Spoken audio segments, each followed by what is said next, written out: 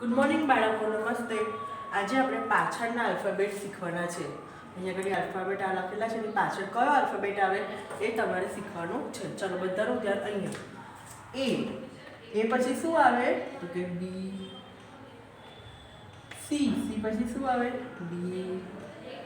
F પછી શું આવે જી. પી પછી શું આવે બાળકો ક્યુ. એસ પછી શું આવે ટી. યુ પછી વી. કે પછી શું આવે એલ. જી પછી એચ. ડી પછી ઈ. ક્યુ પછી આર. બી પછી સી અને ટી પછી યુ.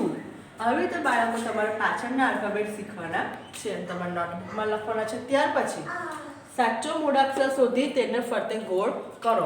અહીંયા આગળ ચોરસમાં જે મૂળાક્ષર લખેલો છે એને આ સર્કલની અંદર શોધવાનો છે અને એની પર ગોળ કરવાનું છે. ચલો બધાનું ધ્યાન અહીંયા.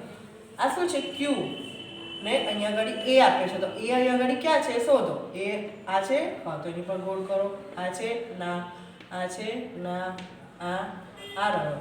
એવી રીતે બીજી લાઈનમાં આ રહ્યો અને આવી રીતે બાળકો તમારે એ શોધીને એની પર ગોળ કરવાનો છે. ત્યારબાદ એસ.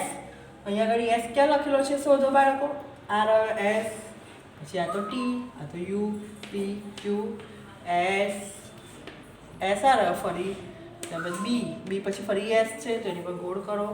એસ, ક્યુ, પી, આ બધા નથી. આ પ્રમાણે બાળકો તમારે સાચો મૂળાક્ષર શોધીને એને ગોળ કરવાનું છે. એ બી નોટબુકમાં લખવાનું છે અને ત્યારબાદ પાછળનો આલ્ફાબેટ બી તમારે નોટબુકમાં ફૂલ પેજ લખવાનું છે.